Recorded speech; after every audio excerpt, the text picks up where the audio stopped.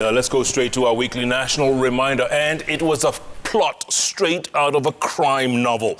A Dutch tycoon mysteriously goes missing, only for his body to be found in a septic tank at his Spring Valley home in Nairobi weeks later. The intrigues behind the motives, the suspects, and the eventual murder trial gripped the nation. The Tob Cohen murder case is still waiting to commence in court. And our very own Victoria Rubadiri tells us about it in this week's National Reminder, lest we forget.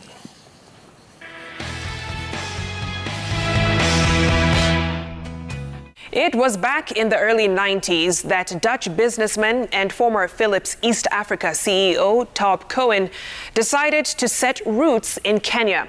Over the years, he built a fortune and even got married back in 2007.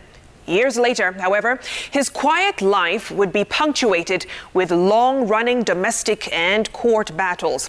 Cohen, who had lived in Kenya for more than 30 years, moved to court in April of 2019, seeking protection and accusing his wife, Sarah Wairimu, of harassing him using police officers. Earlier that year, he commenced divorce proceedings under a certificate of urgency, accusing Sarah of cruelty.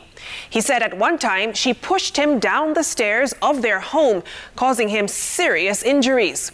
Well, this undated video that went viral shows a visibly distressed Cohen accusing his wife of abuse.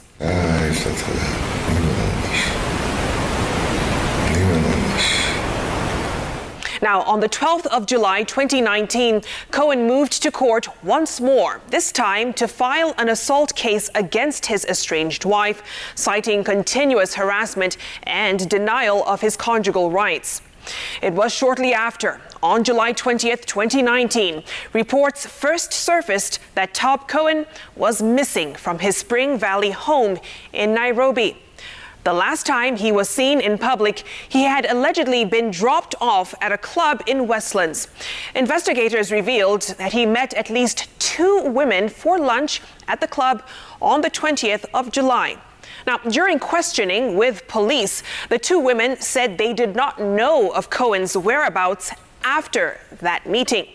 Preliminary findings by detectives showed his mobile phone was switched off at the club in Westlands. All along, his estranged wife, Sarah Wairimu, maintained she did not have details on his disappearance. The first time I learned that my husband was missing, from there is when the embassy called me to ask me if I have seen, if I know where my husband is. She was arrested and interrogated by police on several occasions throughout the month of August, as investigations into her husband's disappearance moved from a search for him alive to a search for his body. Wairimu had allegedly told police at the Spring Valley station that Cohen had traveled to Thailand for urgent medical attention. An allegation the Immigration Department refuted, saying Cohen was still in the country as there was no evidence indicating that he had left through any of the official exit points. Wairimu was arraigned at a Kiambu court on August 22nd over links to Cohen's disappearance. However, on the 13th of September 2019, the body of a missing Dutch tycoon, Tob Cohen, was found in a septic tank at his home in Spring Valley, Nairobi. Cohen was murdered in his own residence. It is a gruesome murder. So we rushed here and we found the police already working in the corner, by themselves, without Wairimu, without us. Now, less than a month later, on the 11th of October 2019, Sarah Wairimu was released on a 2 million shilling bail after 43 days in remand at the Langata Women's Prison. On the 12th of November, Sarah was officially charged with murder alongside businessman Peter Karanja. Both pleaded not guilty.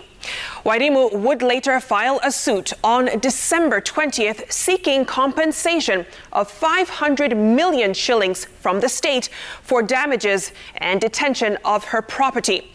That case was to be mentioned in November of last year. The following year, in February, Judge Sankale Olekantai was arrested for helping Wairimu write her statement for the police about her husband's death. His association with Wairimu presented the possibility of the appellate court judge being charged as an accomplice in the killing of Dutch businessman Tob Cohen. But somehow that possibility fizzled. Now, on the 2nd of March last year, Sarah Wairimu moved to court under a certificate of urgency, seeking to compel the Directorate of Criminal Investigations to release her personal car, a Porsche Cayenne. Now, on the 24th of July last year, the Tob Cohen murder case hadn't made any headway and was among the court cases which were reportedly disrupted by the COVID-19 pandemic. However, in November last year, Wairimu launched a fresh fight for the 500 million shilling matrimonial home in Nairobi's Spring Valley, a Porsche and 2 dogs. Well, she made a fresh application before the High Court, arguing that she is entitled to half of the matrimonial home that is still guarded by police as a crime scene. And in the latest development, a bid by Sarah Wairimu to stop her prosecution on grounds that it is a mistrial failed in March of this year after the High Court dismissed her application. The trial awaits a start date.